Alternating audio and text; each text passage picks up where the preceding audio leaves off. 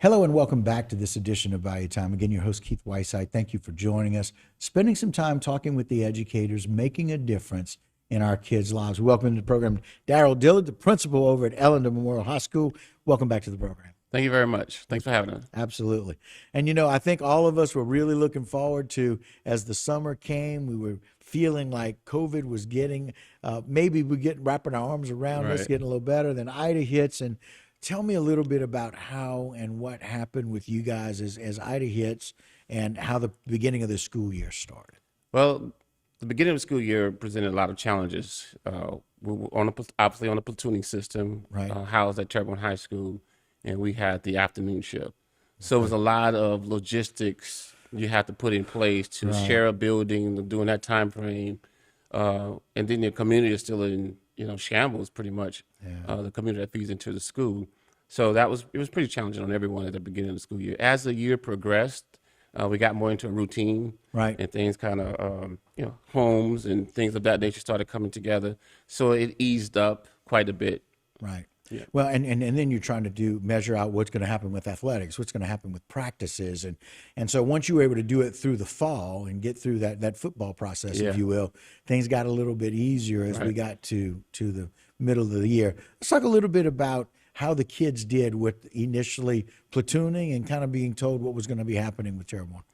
Well, the kids did great. They stepped up to the challenge as they always did. Athletic piece of it was the most difficult just because the time of day itself. You normally have a basketball game or volleyball game start at 4 o'clock, and we're still in school at that time. That's right. And the gymnasium was a classroom for us at that time. So those type of logistical things, I think the student athletes had a little bit more challenges than the non-student athletes, as well as the co-curricular, cheer, dance, those type of things. Another big adjustment was the 36-minute Classes, right? 36-minute class periods, 7 days, 7 periods. Yeah. That was quite of an adjustment for them because at the same time, the accountability piece wasn't flexible.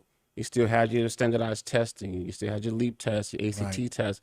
So there was no flexibility on the accountability side, but there was a lot of flexibility on how much instruction and how much teaching and learning is going to take place during that time frame.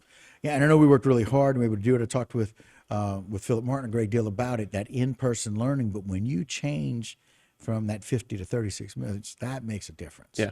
A huge difference Right. in what you're able to do. That was also a challenge for the teachers as well as the students. Yeah, in fact, that's where I was going to go with that. It's Right. like because they base themselves, they monitor themselves on how those scores are, right? Correct. They monitor how well they're doing, and now we're throwing another challenge at them. Correct. And we're only doing afternoon school as it is, and now we're shortening those classes and having to do that. But again, Ellender Memorial proved to be much like a lot of the other kids in the area, to be very resilient, to really embrace that and do well. Let's talk about some of the things that you were excited about that happened this year for Ellender overall, about some achievements.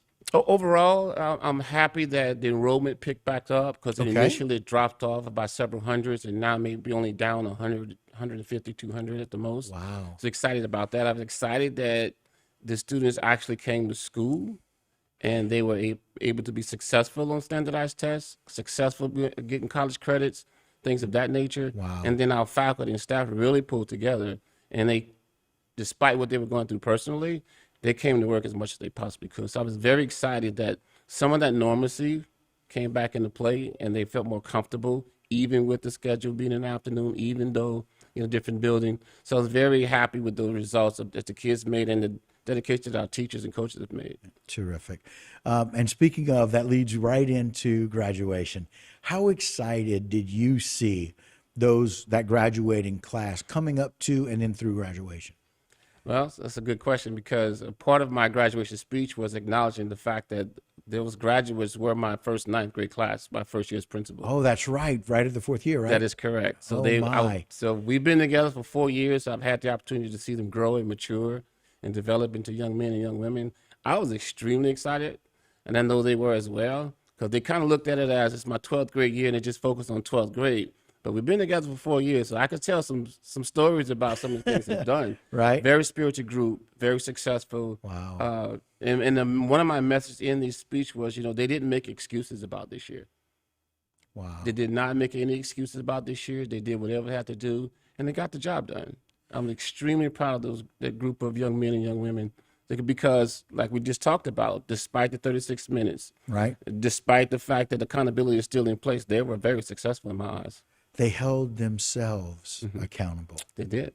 Wow, that's got to be awfully exciting for you, extremely as exciting. the head of that school It's and the extremely principal. exciting. Yes, sir. Were they how big? I'm going to guess that they were very well behaved for graduation on Monday. I would dare to say it would be the most well-behaved group that graduated this year. Oh my goodness, that's a heck of a statement. Yeah, I'm very proud of my kids and their accomplishments. I love it. Now moving on to your 5th year, is there anything that you are maybe looking forward to, or tell me what you're most excited about for you and Ellender Memorial High School for 2023?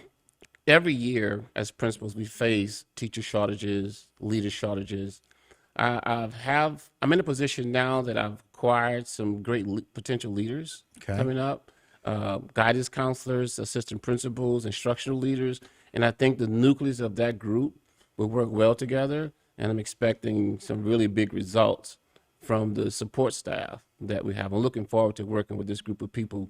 Some of the new people we just picked up this year and last year, they're going to pay dividends really, really quickly in terms of student success. Wow. And again, that's how it relates, right? Yes. That great leadership means kids developing. We talked a little earlier about character. It's nice that you've got persons of character developing that. Yes, sir. Yes, sir. Well, Principal, I appreciate your time very, very much. Thanks for the lineage and for the years of success, and we look forward to a lot more of that with you. Thank you very much for All having right. me. And that will do it for us here at Bayou Time. Don't go anywhere. A lot more local programming when we continue.